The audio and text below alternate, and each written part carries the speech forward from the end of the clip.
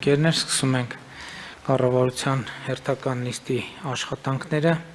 նախ պիտի օրակարգը հաստատենք, օրակարգի նախագիծը բաժանված է ձեզ, նախագծի վերաբերյալ առաջարկություններ, դիտողություններ չկան, ըստ այդմ դրվում է քվեարկության, ովքեր են կողմ օրակարգի հաստատմանը,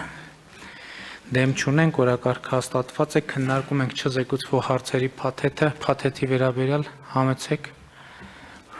Պարոն վարչապետ, չզեկուցող հարցերի մեջ 25-րդ հարցի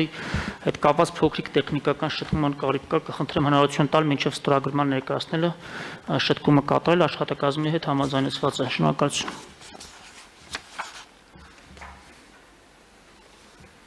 Շատ լավ, վերաբաշխման մասին է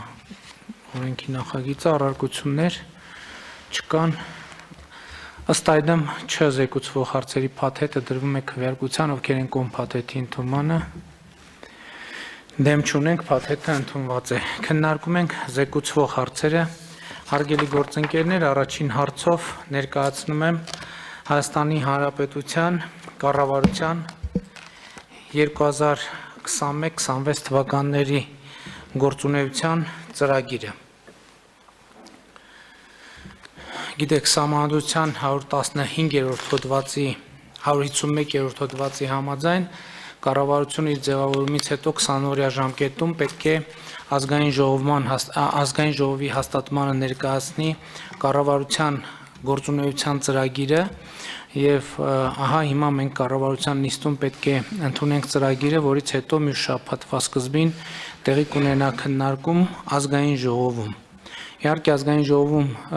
համոզված եմ շատ մանրամասն եւ մանրակրկիտ քննարկում կունենանք։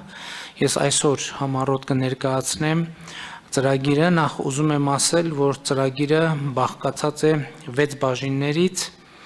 Այդ բաժիններն են անվտանգություն եւ արտաքին քաղաքականություն, երկրորդ բաժինը տնտեսություն, երրորդ բաժինը ենթակառուցվածքների զարգացում, չորրորդ բաժինը մարդկային կապիտալի զարգացում, 5-րդ բաժինը իրավունք եւ արդարադատություն եւ 6-րդ բաժանումը ինստիտուցիոնալ զարգացում։ Մեր հիմնական քաղաքական ուղերձը, որը ներառում է այս ծրագիրը, կարծում եմ ընդգրկված է ծրագրի նախաբանի մեջ եւ ես ուզում եմ նախաբանի տեքստը մեջ բերել եւ այսպես Հայաստանի Հանրապետության կառավարության ծրագիրը հիմնված է 2021 թվականի հունիսի 20-ի խորհրդարանական արտահերթ ընտրություններում քաղաքացիական պայմանագիր կուսակցության նախընտրական ծրագրի կառուցարշավի ընթացքում Հայաստանի Հանրապետության քաղաքացիների առաջ ստանձնած պարտավորությունների, նրանց տված նախընտրական խոստումների Հայաստանի վերափոխման մինչև 2050 թվականի ռազմավարության վրա։ 2021 թվականի արտահերթ ընտրությունները ի ցույց դրեցին ժողովրդավարական գործընթացների անշրջելիությունը Հայաստանի Հանրապետությունում։ Դրանք արդեն երկրորդ անընդմեջ համապետական ընտրություններն էին, որ միջազգային հանրության կողմից արժանացան բարձր գնահատականի։ Ըստ միջազգային դիտորդական առաքելությունների,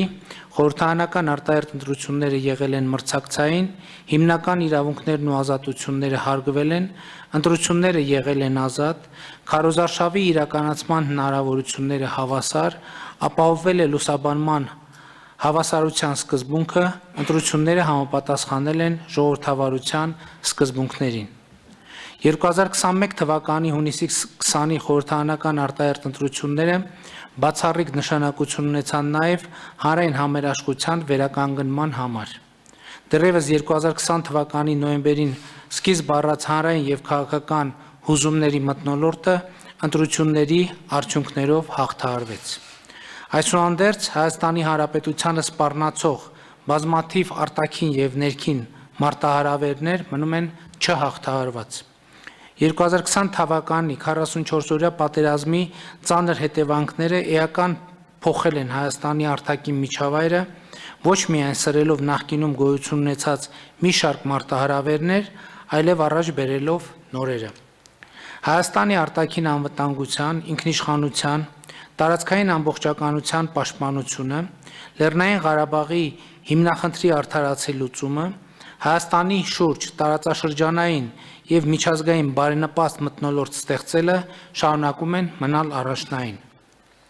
Այս խնդրի լուծման համար ժողովրդի վստահության քվեց ստացած կառավարությունը մտադիր է լրջագույն միջոցներ ձեռնարկել հանրային եւ ազգային լավագույն ներուժը համախմբելու ուղղությամբ։ Օրենքի եւ իրավունքի փոխադարձ հարգանքի ատելության ու արժանապատվությունը նվաստացնող խոսքի բացառման վրա հիմնված ազգային միասնության հաստատումը կառավարության առաջնահերթ խնդիրներից է։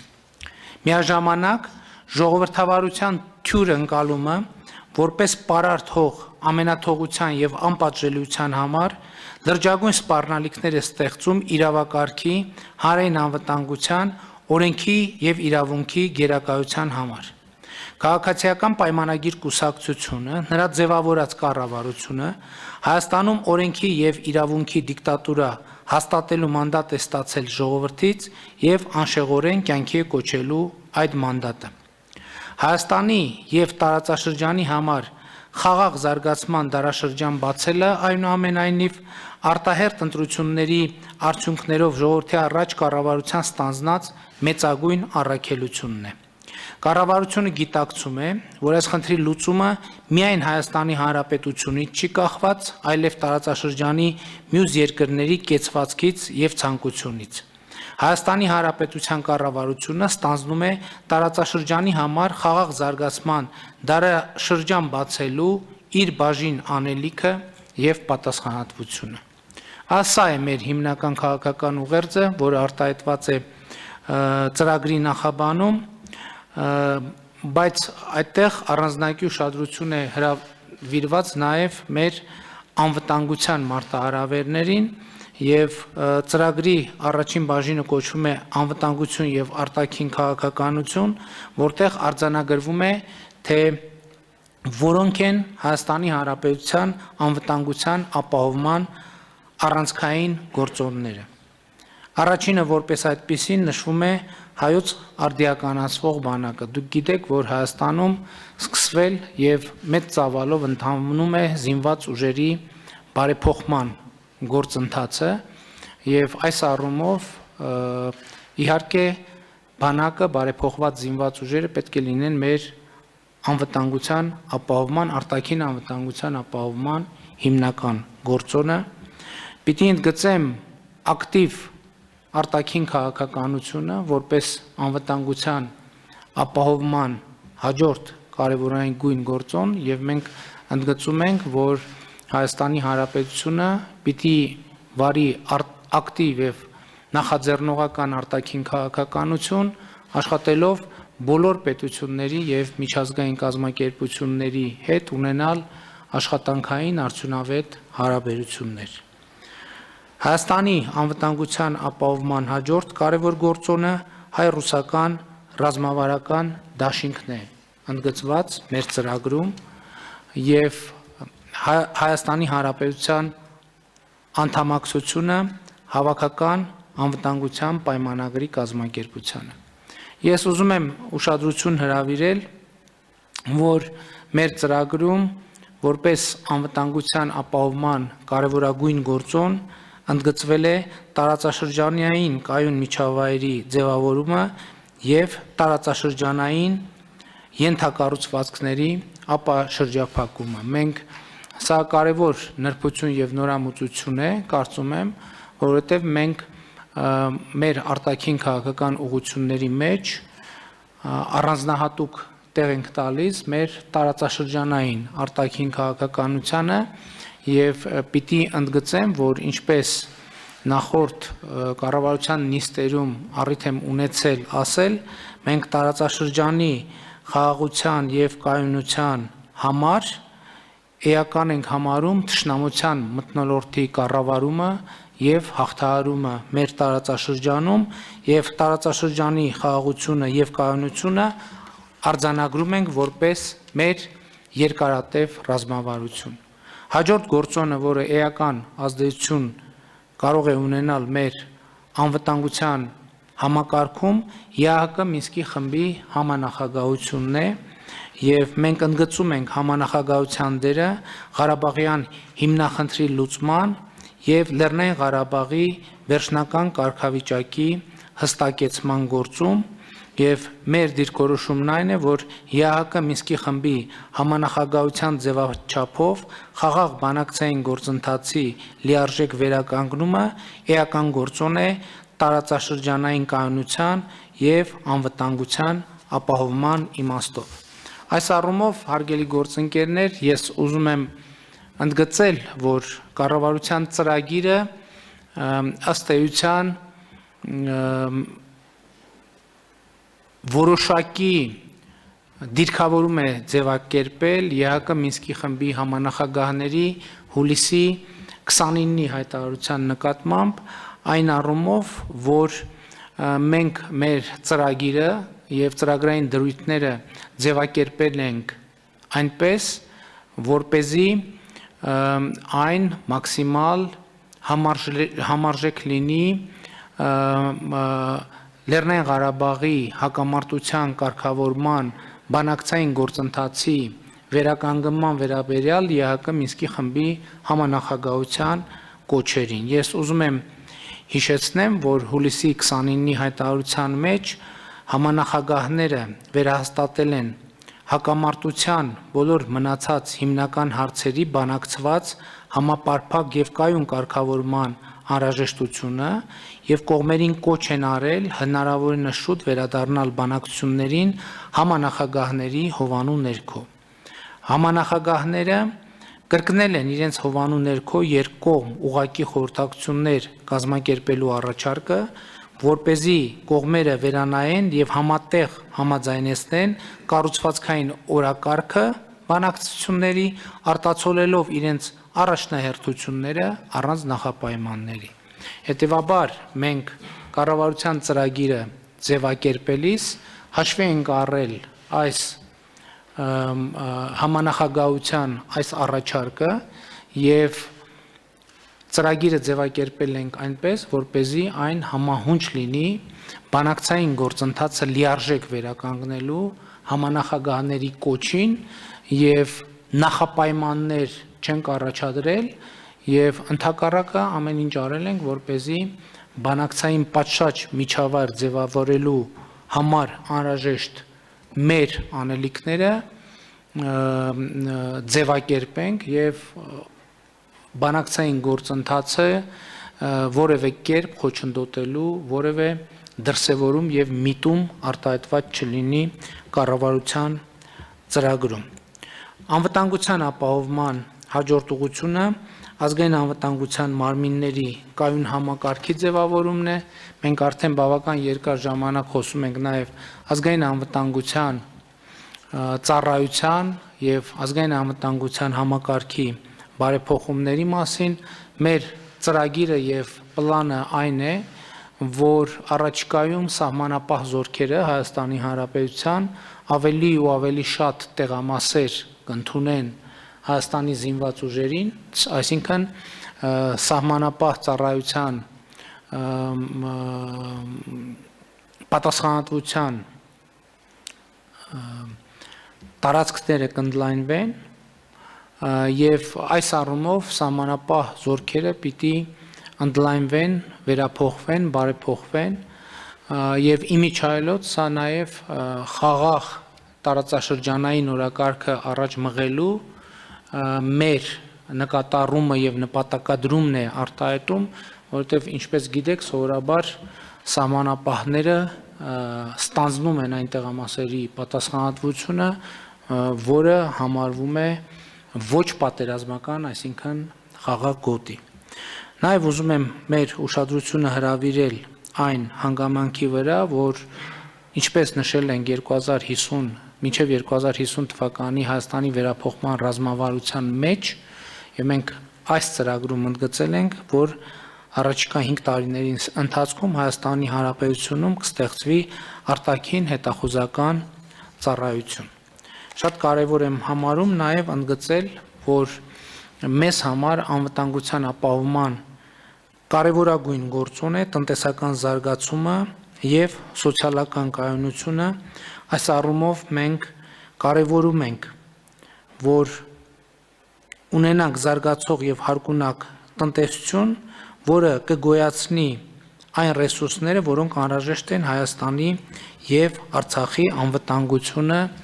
եւ բնականոն կյանքը ապահովելու համար։ Նման ռեսուրսներ կարող է ապահովել միայն բարձր տեխնոլոգիական, արդյունաբերական, արտադրողական, ինչպես նաև բնապահպանական բարձր չափանիշներին համապատասխանող արտահանմանը միտված մրցունակ եւ ներառական տնտեսությունը։ Քաղաքացիների սոցիալական վիճակի բարելավումը, սոցիալական կայունությունը, առողջապահական եւ հակահամաճարակային արդյունավետ համակարգերի գոյությունը ներքին անվտանգության համար ունեն առանցքային նշանակություն։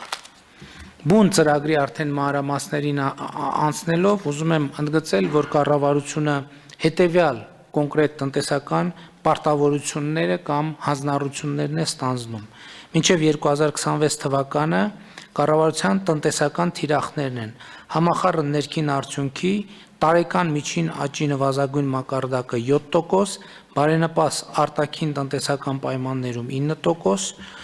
ֆորմալ հատվածի ոչ պետական ոլորտի աշխատավարձի եւ դրան հավասարեցված այլ վճարումների ֆոնդը հասցնել համախառն ներքին արդյունքի 25%-ի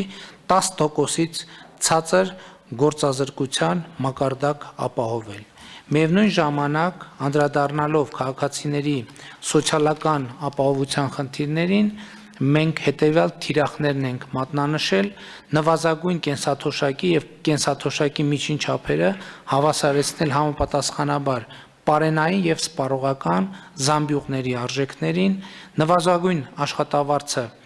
սահմանել 85000 դրամ, վերացնել ծայրահեղ աղքատությունը։ Սրանք կարծում եմ բավականին լավ թիրախներ են եւ մեզանից լրջագույն ջանքեր են պահանջվելու այս թիրախները պատշաճ ջևով կյանքի կոչելու համար։ Գործազրկության վերացման մեր ռազմավարության մեջ ես ուզում եմ ընդգծել հատկապես հետևյալը. մենք իհարկե աշխատատեղեր ստեղծվել են Հայաստանի Հանրապետությունում եւ ստեղծվում են, բայց մեզ համար առանձնահատուկ նպատակ եւ թիրախ է, որպեսզի մենք կարողանանք առավելագույնս խթանել բարձր աշխատավարձային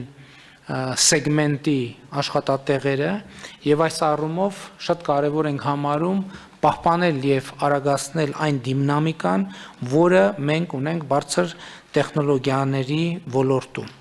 Եվ ըստ մեր հանձնառության բարձր տեխնոլոգիաների ոլորտում մինչև 2026 թվականը կառավարությունը նախատեսում է ունենալ շուրջ 35000 զբաղվածներ եւ ոլորտի շրջանառությունը հասցնել 500 միլիարդ դրամի,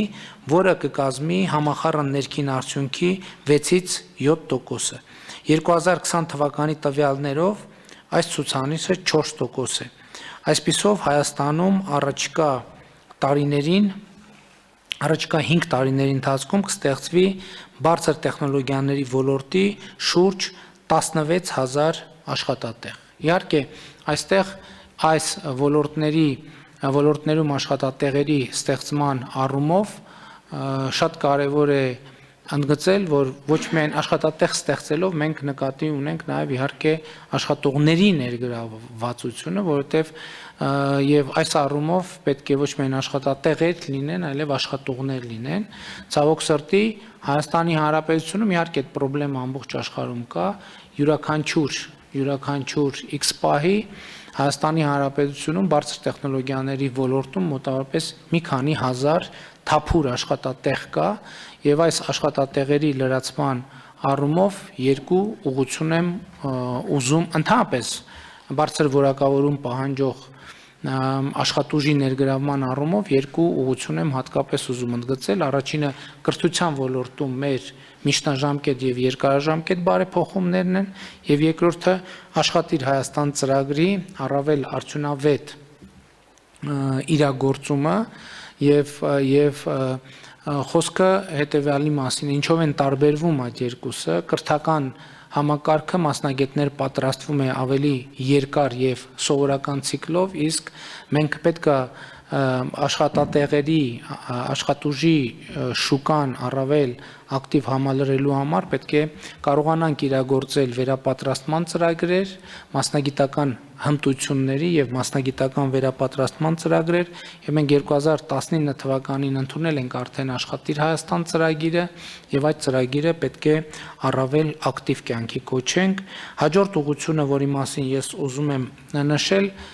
նախընտրական շրջանում նույնպես դրա մասին շատ ակտիվ խոսել ենք մենք առաջիկա 5 տարվա ընթացքում պատրաստվում ենք Հայաստանում կառուցել եւ կամ նորոգել շուրջ 500 դպրոց եւ 300 ներողություն եմ խնդրում 500 մանկապարտեզ եւ 300 դպրոց եւ այս առումով դպրոցների մասով ես ուզում եմ հատկապես ուշադրությունը հրավիրել մեր, որ մենք նպատակ ունենք մինչև 2026 թվականը հանրապետության բոլոր 1400 դպրոցներում ստեղծել ժամանակակից բնագիտական եւ ինժեներական լաբորատորիաներ էապես բարելավելով կրթության որակը։ Այսինքն խնդիրը գիտեք ընդհանրապես հետեւյալի մեջ է մենք սովորաբար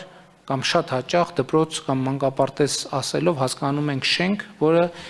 իհարկե շատ կարևոր է, բայց իհարկե շենքը առանց բովանդակության եւ առանց կրթական պատշաճ ենթակառուցվածքների չի կարող ունենալ այն էֆեկտը, որը պիտի ունենա։ Եվ այս առումով մենք շատ կարևորում ենք, որ ոչ միայն շենքային պայմանները մեր դպրոցների եւ նախակրթարանների եւ մանկապարտեզների բարելավեն, այլև դրանք պատշաճ բովանդակությամբ եւ լաբորատորիաներով կրթական նյութերով հագեցած լինեն եւ այստեղ մենք շատ կարեւորում ենք նաեւ մասնագետների պատրաստումը եւ վերապատրաստումը։ Սա էլ երրորդ բաղադրիչն է, որտեղ եթե մենք ունենանք պատշաճ շենք, ունենանք պատշաճ ծրագրեր, ունենանք պատշաճ լաբորատորիաներ, բայց չունենանք այնպիսի մասնագետներ, որոնք ապահովեն աշակերտի եւ բովանդակության պատշաճ հաղորդակցությունը, մենք մեր ակնկալած արդյունքները չենք կարող ունենալ եւ այս առումով կրթությունը եւ կրթության, գիտության եւ բարձրագույն կրթության ոլորտում բարեփոխումները լինելու են մեր առանձնահատուկ ուշադրության կենտրոնում։ Շատ կարեւոր եմ համարում նաեւ սոցիալական ոլորտում, ժողովրդագրության ոլորտում մեր ստանձնած պարտավորությունների իրագործումը։ Դուք տեղյակ եք, որ մենք հետևյալ նախընտրական խոստումն ենք տվել եւ մենք այդ կետը ներառել ենք ծրագրում եւ մենք պատրաստվում ենք վճռականորեն իրականացնել այդ ծրագիրը խոսքը հետևյալի մասին է որ երրորդ եւ հաջորդ երեխաների համար մինչեւ 6 տարեկանը ամսական 50,000 դրամ ֆինանսական աջակցություն տրամադրել բոլոր ընտանիքներին ես ուզում եմ ընդգծել որ խոսքը ոչ թե սոցիալապես անապահով ընտանիքների մասին է, այլև բացարձակապես բոլոր ընտանիքների մասին։ Այսինքն ընտանիքում 3 երրորդ եւ հաջորդ յուրաքանչյուր երեխա մինչեւ 6 տարեկանը կստանա 50,000 դրամ աջակցություն։ Եվ սա ժողովրդագրության ոլորտում կարևորագույն ծրագիր է։ Իմիջայլոց ես ուզում եմ ընդգծել, որ 2020 եւ 2021 թվականներին մենք ժողովրդագրական միտումների որոշակի շոշափելի առաջընթաց ենք տեսնում, մասնավորապես այս տարի մենք ավելի քան մեր ծնված երեխաների թիվը ավելի քան 1400-ով գերազանցում է նախորդ տարվա ցուցանիշը Եվ ես կարծում եմ, որ հիմա շատ լավ պահ է, որպեսզի մենք ժողովրդագրական ծրագրերը դնենք ինստիտուցիոնալ հենքի վրա, որպեսզի կարողանանք էական տարբերություններ ունենալ այդ ոլորտում։ Իհարկե, այստեղ մենք պետք է արձանագրենք, որ խոսքը այս աջակցության ծրագիրը միայնակ չի կարող լուծել մեր առաջ Արկա խնդիրը ուզում եմ հիշեցնել, որ դեռևս 2019 թվականից մենք մինչև 18 տարեկանների հիվանդանոցային կարիքները ամբողջությամբ հոգում ենք պետական բյուջեի հաշվին, ուզում եմ հիշեցնել, որ շատ կարևոր եւ ռազմավարական նշանակության ծրագիր ենք ընդունել երեխայի մինչև 2 տարեկան խնամքի նպաստները ծնողներին տրվող նպաստների համակարգում էական փոփոխություն են արել եւ շատ կարեւոր է որպեսզի այն երեխաները, որոնք ծնվում են Հայաստանի Հանրապետությունում, իրապես պատշաճ կրթություն ստանալու հնարավորություն ունենան եւ մենք հենց այս բոլոր ծրագրերը դնում ենք նույն շղթայի մեջ, այսինքն կրթություն, ժողովրդագրություն, առողջապահություն, դրանք ամենևին առանձին վերցրած ծրագրեր չեն։ Մենք առողջապահության ոլորտում շատ էական փոփոխություններ ենք արել, բայց այնուամենայնիվ մենք եկել ենք, հասել ենք մի կետի, որտեղ այլևս պետք են արմատական փոփոխություններ եւ մենք պիտի քաղաքական կամք դրսեւորենք եւ Հայաստանի Հանրապետությունում ներդնենք առողջապահության ապահովագրության ծրագիրը։ Պիտի ասեմ, որ ծրագրի բովանդակության հարցում մենք ըստ էության արդեն կողմնորոշվել ենք, որովհետև ուզում եմ ասել, որ այնպես չի, որ նախորդ տարիներին մենք այդ թեմայով բաց ենք թողել, ոչ, շատ կարևոր բովանդակային աշխատանք է արվել եւ մենք առաջիկայում պիտի կարողանանք մեր նախանշած ծրագրերը իրականացնել։ Հարգելի գործընկերներ, ուզում եմ առանձնահատուկ ուշադրություն հրավիրել տրանսպորտի ոլորտում մեր կողմից նախանշված փոփոխություններին, պիտի արձանագրեմ, որ մենք շատ կարևոր համաձայնություն ենք ձեռք բերել Հայաստանի երկաթուղային տրանսպորտը կառավարող կոնցեսիոների ռուսական հարավկովկասյան երկաթուղու հետ եւ այդ փոփոխությունների համաձայնության էությունը կայանում է հետեւյալում, որ մինչև 2024 թվականը Հայաստանի Հանրապետությունում երկաթուղու ոլորտում պետք է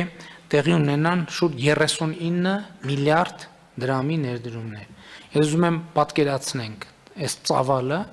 մինչև 2024 թվականը մենք բավականին երկար եւ մանրամասն քննարկում ենք ունեցել հարավկովկասյան երկաթուղիների հետ եւ շատ ուրախ եմ արձանագրել, որ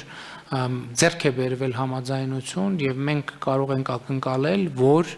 իսկապես մինչև 2024 թվականը կունենանք բոլորովին այլ որակի երկաթուղի։ Շատ կարևոր է ընդգծել, որ մենք ինչպես տեսնում ենք օդային տրանսպորտի ոլորտում նույնպես էական փոփոխություններ են տեղի ունենում եւ նաեւ այս նոր ժամանակաշրջանում մենք տեսնում ենք, որ Հայաստանում հիմնադրվում է երկու ըստ էության տեղական հայկական ավիաընկերություն, իհարկե նաեւ օտարերկրյա ներդրմամբ, ինչը ոչ թե վատացնում է գնահատականը, այլ ընդհակառակը լավացնում է, այսինքն այստեղ օդային փոխադրումների ոլորտը օտարերկրյա ներդրումներ ներգրավելու բավականին լավ դինամիկա է ցուցաբերում եւ մենք իհարկե մեր հիմնական խնդիրը պետք է լինի այնպես անել, որ այս ներդրումային հետաքրքրությունը ավելացնենք, զարգացնենք եւ կարողանանք աջակցել, որ տեղի ունեցող ներդրումները լինեն արդյունավետ։ Մեր նախորդ տարիներին ձեռք բերված բավականին լավ դինամիկան ճանապարհաշինության ոլորտում մենք միանշանակ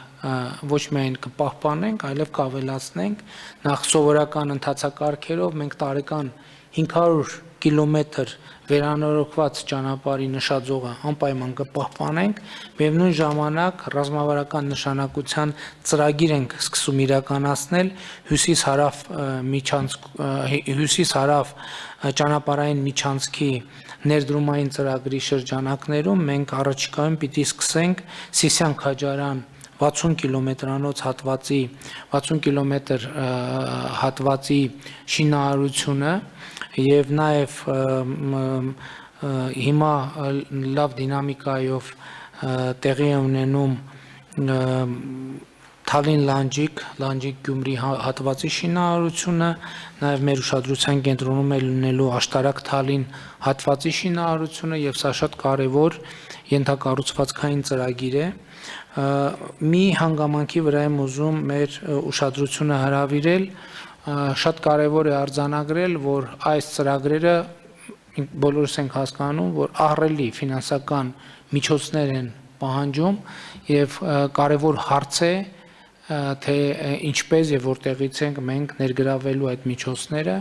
այս առումով ես ուրախ եմ արձանագրել որ մենք այս փուլում հնարավորություն ունենք Եվրամիության հետ համատեղ իրականացնել մեր ծրագրերը դուք գիտեք որ Եվրամիությունը պատրաստակամություն է հայտնել առաջիկա 4 տարիների ընթացքում Հայաստանին հատկացնել 2.6 միլիարդ եվրոյի փաթեթ եւ մենք այս ընթացքում բավական կարծում եմ արդյունավետ աշխատանք ենք իրականացրել եւ որոշակիացրել ենք այն ծրագրերը, որտեղ պիտի ակնկալենք Եվրամիության գործընկերների եւ Եվրամիության ֆինանսների ներգրավվածությունը, իհարկե դրա մասին խոսել ենք, շատ կարեւոր եմ համարում, որ այդտեղ առանձնահատուկ տեղ ունի Սյունիքի մարզում ենթակառուցվածքների եւ Սյունիքի մարզի դիմակայունության բարձրացման ծրագիրը շատ կարևոր է որ մենք հնարավորություն ունենք այդ հույս ունենք որ հնարավորություն կունենանք այդ միջոցներից ուղղել նաև կրթության ոլորտի բարեփոխումներ իրականացնելու համար Երևան քաղաքում կառավարման տրանսպորտային կառավարման արդյունավետության եւ կանաչ այսինքն էկոլոգիական ավելի էկոլոգիական համակարգերի ներդրման ուղղությամբ են աշխատանքներ իրականացվելու եւ մենք հույս ունենք որ այդ ծրագրերից այդ ֆինանսներից կներգրավենք նաեւ Հայաստանում ջրամբարաշինության ոլորտում պիտի հիշեցնեմ որ մենք պլանավորում ենք Հայաստանի Հանրապետությունում առաջիկա 5 տարիներին նախագծել եւ սկսել եւ կամ սկսել 15 ջրամբարների շինարարություն, որը ռազմավարական ուղղություն է, եթե մենք հաշվի առնենք նաև այն փոփոխությունները, կլիմայի փոփոխությունները, որոնք տեղի են ունենում աշխարհում, նաև մեր տարածաշրջանում, իհարկե, եթե նույնիսկ այդ փոփոխությունները տեղի չունենային, ջրային պաշարների կուտակումը միշտ էլ եղել է ռազմավարական նշանակության խնդիր, ես հույս ունեմ, որ մենք ժամկետին կավարտենք Վեդի ջրամբարի կառուցումը եւ կսկսենք մյուս ջրամբարների կառուցումը, այստեղ շատ կարեւոր է, որ տեսեք, մենք այս տարի էլ անընդհատ բախվում ենք ջրային խնդիրների եւ խնդիրների հետ, իհարկե, այսպես ընթացիկ ռեժիմով փորձում ենք այդ հարցերին կառավարում տալ, բայց ռազմավարական կառավարումը լուծումը ջրի խնդրի հետեւյալն է ջրի խնայողությունը եւ ջրի արդյունավետությունը, ջրի օգտագործման արդյունավետությունը ֆունդամենտալ լուծումն է, քանի դեռ մենք այս լուծմանը չենք հասել, առաջինը կաթիլային ոռոգման եւ անձրևացման համակարգերի մասով եւ երկրորդը նաեւ խմելու ջրի որոշակի մեր ռեժիմները եւ մեր ինչ որ առումով նաեւ կուլտուրան փոխելու անհրաժեշտության առաջ են կանգնած, որովհետեւ այսօր ցավոք խնդրեմ կա, բայց անդադ կարելի է բախվել տարբեր տեղերում ջրերի, որոնք ուղղակի հոսում են առանց կառավարման եւ սա շատ ֆունդամենտալ խնդրեմ է, որին մենք պետք է անպայման անդրադառնանք։ Առաջ անցնելով մեր ծրագրի տարբեր դրույթների ներկայացման առումով ես ուզում եմ անդրադառնալ համադրական բարեփոխումների խնդրին։ Հարգելի գործընկերներ, դուք գիտեք, որ նախկինում մենք արտահայտել ենք տեսակետներ համադրական փոփոխությունների վերաբերյալ, բայց եւ 44-օրյա պատերազմը ինքը կարծես նոր խթան տվեց համադրական փոփոխությունների հետ կապված հարցին եւ հարցեր բարձրացրեց, թե ինչքանով է կառավարման այն համակարգը, որը մենք ունենք, համապատասխան մեր երկրում արկա մարտահրավերներին։ Իհարկե, քաղաքացիական պայմանագիր կուսակցությունը այս առումով նախկինում արտահայտել էր դիրքորոշում, բայց մենք նաև հաշվի առնելով մեր ծրագրի նախաբանում արկա այն դրույթները, որ մեր խնդիրն է ընդհանուր առմամբ ավելի ուշադիր լինել քաղաքական հանրային շրջանակներից հնչող տարբեր առաջարկներից, մենք ծրագրում համադրական փոփոխությունների թեման ձևակերպել ենք որպես բաց քննարկման հնարավորություն։ Ես ինչ նկատի ունեմ։ Շատ է խոսվում այն մասին, թե արդյոք մենք պետք է փոխենք երկրում կառավարման համակարգ, թե մենք պիտի չփոխենք կառավարման համակարգը, այլ պետք է կառավարման համակարգի որոշակի բարեփոխումների ճանապարհով գնանք։ Մենք ծրագրում որևէ կանխավարկած չենք դրել։ Եվ մեր կանխավարկածն այն է, որ մենք պետք է քաղաքական, հանրային տարբեր շրջանակների հետ ունենանք քննարկումներ եւ իհարկե այստեղ շատ կարեւոր է լինելու իշխող քաղաքական ուժի դիրքորոշումը որպես ժողովրդի վստահության քվեն ստացած քաղաքական ուժ, բայց նաեւ պիտի ասեմ, որ իշխող քաղաքական ուժի դիրքորոշումը միակ գործոնը չպիտի լինի, որը ազդի այս որոշման վրա։ Այն որ համադրական կառուցակարգերի մեջ մենք ունենք խնդիրներ, մենք ականատես եղանք նաև վերջին 7-8 ամիսների ընթացքում։ Ես ուզում եմ ամենապարզ եւ ակնհայտ օրինակը բերել, երբ որ ըստ էության երկրում առկա էր ռազմական հեղաշրջման վտանգ, ըստ էության այդ իրավիճակը կարգավորելու, կարգաբերելու համար ավելի քան 1 ամիս ժամանակ պահանջվեց։ Իսկ այդ ընթացքում թե ինչ տեղի ունեցավ եւ ինչ տեղի չունեցավ եւ որը հետագայում ինչպես ազդեց մեր երկրի անվտանգային համակարգի միջավայրի վրա, ցավոք սրտի մենք դա տեսանք արդեն մայիս ամսվա ընթացքում։ Ես կարծում եմ, որ սա այդ իրավիճակը եւ այդ իրավիճակը ռազմական դրության պայմաններում արագ կարգաբերելու հնարավորությունների բացակայությունը այն ակնհայտ խնդիրն է, որ կա մեր սահմանադրական կարգավորումներում։ Բայց նշանակում է սա արդյոք, որ մենք ընդհանուր առմամբ պիտի գնանք կառավարման համակարգի փոփոխության, թե չի նշանակում դա, այդ հարցի պատասխանը երևի մեզ պետք է գտնել ավելի մանրամասն քննարկումների միջոցով եւ քննարկումների տիրույթում եւ պետք է ասել, որ այստեղ մենք պետք է պատրաստ լինենք, որ հանրային կոնսենսուս չի ձևավորվելու եւ լինելու են ամենատարբեր կարծիքներ եւ մենք պետք է կարողանանք գնալ ամենառացիոնալ լուծումներին։ Մենք խնդիր ունենք նաեւ շատ կարեւոր հանձնառություն ունենք Հայաստանի Հանրապետությունում արդարություն եւ արդարադատություն ինստիտուցիոնալ անառարկելի արդարություն եւ արդարադատություն հաստատելու առումով եւ մենք պիտի շարունակաբար եւ հետեւողական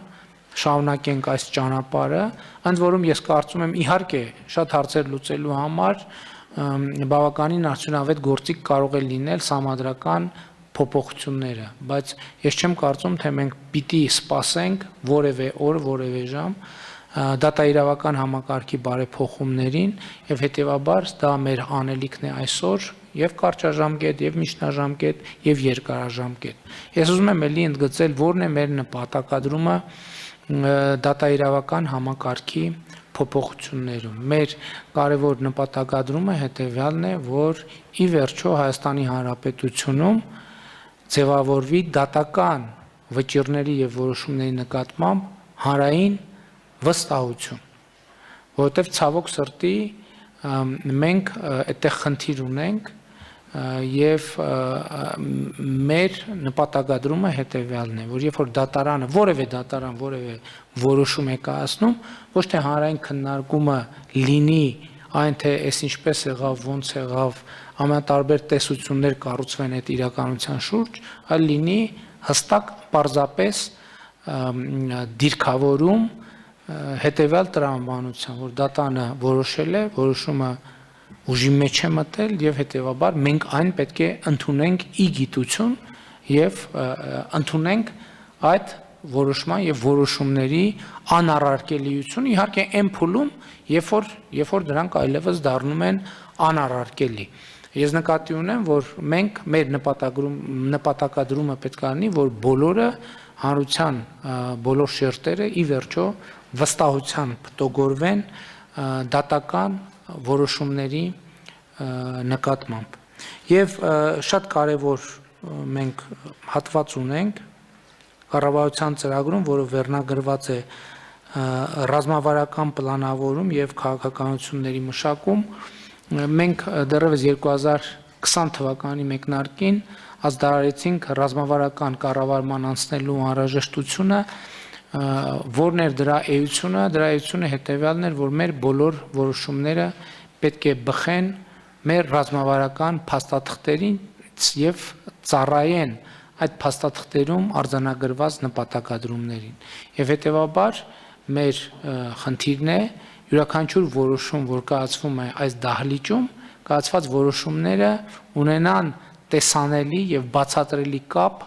մեր ընդունած ռազմավարությունների, պարտավորությունների, խոստումների եւ միջնաժամկետ եւ երկարաժամկետ նպատակադրումների հետ եւ սա պարզ խնդիր է ձևակերպման առումով, բայց ոչ այնքան պարզ խնդիր է լուծման առումով եւ սա ի վերջո պիտի դառնա մեր կարևորագույն ուղղություններից մեկը։ Ես ամփոփելով ուզում եմ ասել, որ մեր կառավարության կարևորագույն խնդիրներից մեկը, ինչպես նախկինում շարունակում է մնալ Լեռնային Ղարաբաղի հիմնախնդրի կարգավորումը եւ կառավարումը եւ գիտեք, որ մենք վերջին ամիսներին համաձայն նոյեմբերի 18-ին մեր հրապարակած ճանապարհային քարտեզի համաձայն այնտեղ կար երկու կետ, որը ուղղակիորեն առնչվում էր Լեռնային Ղարաբաղին, առաջինը ԵԱԿ Մինսկի խմբի համանախագահության շրջանակում բանակցային գործընթացը լիարժեք վերականգնելը եւ Լեռնային Ղարաբաղի բնականոն կյանքը այն իմաստով, ինչ իմաստով հնարավոր եւ իրագործելի է ներկա պայմաններում վերականգնելը, պիտի արձանագրեմ, որ երկրորդ հարցում մենք բավականին ակտիվ գործունեություն ենք ծավալել, այս ընթացքում Արցախում շուրջ 70 միլիարդ դրամի ծրագրեր են արդեն իսկ իրականացվել եւ շարունակում են այդ ծրագրերի իրականացումը, մենք այս ուղղությամբ շարունակելու ենք առաջ շարժվել եւ նաեւ կարծում եմ հաշվի առնելով նաեւ ԵԱԿ Մինսկի խմբի համանախագահների դիրքորոշումները, որոնք նրանք արտահայտել են նոյեմբերի 9-ին հաջորդած մի քանի հայտարարությունների մեջ, հստակ արձանագրվում է, որ մենք շարժվում ենք դեպի ԵԱԿ Մինսկի խմբի համանախագահության ձևաչափով բանակցային գործընթացի լիարժեք վերականգնում եւ Հայաստանի Հանրապետությունը արդեն մի քանի անգամ հայտարարել է, որ մենք ողջունում ենք համանախագահների այդ մտադրությունը եւ այդ առաջարկությունը եւ Հայաստանի Հանրապետությունը պատրաստ է բարձր եւ բարձրագույն մակարդակով ներգրավել բանակցային գործընթացում։ Իհարկե, այս ընթացքում մեզ համար կարևոր է նաեւ պիտի գոհունակությամբ արձանագրեմ, որ տարածաշրջանային կոմունիկացիաների բացման օրակարգով աշխատող ԵՌԱԿՕ աշխատանքային խումբը, հանձնաժողով աշխատանքային խումբը արդեն իսկ վերականգնել է իր գործունեությունը համաձայն հունվարի 11-ի Մոսկվայում ընդունված հայտարարության եւ մենք շարունակելու ենք մեր աշխատանքները այդ ուղղությամբ։ Կրկին ուզում եմ ընդգծել նախկինում մեր արտահայտած դիրքորոշումը Հայաստանի եւ Ադրբեջանի միջև սահմանների սահմանագծման եւ սահմանազատման աշխատանքների շուրջ, այստեղ էլ մենք մեր պատրաստակամությունը մի քանի անգամ արտահայտել ենք եւ հույս ունենք, որ այս բոլոր ուղղություններով կկարողանանք առաջ շարժվել, համենայն դեպս Հայաստանի Հանրապետությունը բոլոր ջանքերը գործադրում է եւ կշարունակի գործադրել, որպեսզի նախատեսված լուծումները, այն ինչ որ մենք նախկինում արտահայտել ենք, այդ ուղղություններով մենք արդյունավետ կարողանանք առաջ շարժվել։ Հարգելի գործընկերներ, այսքանը ես ուզում եմ նաև ասել, որ մենք ծրագրի ընդունումից հետո ունենք կարևոր աշխատանք եւ ազգային ժողովում ծրագրի հավանություն արժանանալուց հետո մենք պիտի հաստատենք կառավարության գործունեության միջոցառումների հանգամյա ծրագիրը եւ կառավարության ծրագրի իրականացման միջոցառումները պիտի արտահայտվեն, շատ կարևոր է, պիտի արտահայտվեն արդեն 2022 թվականի պետական բյուջեում եւ դրանից հետո միջնաժամկետ ծախսերի ծրագրում։ Կառավարության ծրագրի գործառույթային նշանակությունը մենք որոշակի կարծում եմ փոխել ենք կամ լավարկել ենք այն առումով, իհարկե այդ նպատակադրման մասին նախկինում մի քանի անգամ արտահայտել ենք, այս փաստաթուղթը մեզ համար պիտի լինի ամենօրյա աշխատանքային փաստաթուղթ, այսինքն սա եւ հանրության համար, եւ միջազգային գործընկերների համար, եւ մեզ համար պետական կառավարման համակարգի համար այս փաստաթուղթը պիտի դառնա ուղենիշ եւ հետեւաբար սա մի թուղթ է, որտեղ մի փաստաթուղթ է, որտեղ ասվում է, թե ինչով ենք մենք զբաղվում ամեն օր աշխատանքի գալով եւ ինչ խնդիրների լուծմամբ ենք զբաղված եւ ես բոլորիս հաջողություն եմ մաղթում այս խնդիրների լուծման ճանապարհին, որտեղ ես համոզված եմ, որ այս խնդիրների լուծումը ի վերջո այն ճանապարհն է, որով մենք կհասնենք Հայաստանի Հանրապետության անվտանգության, բարեկեցության, ապահովմանը, կզարգացնենք մեր երկիրը եւ մեր քաղաքացիներին համար կապահովենք ազատություն, բարեկեցություն եւ երջանկություն։ Շնորհակալ եմ։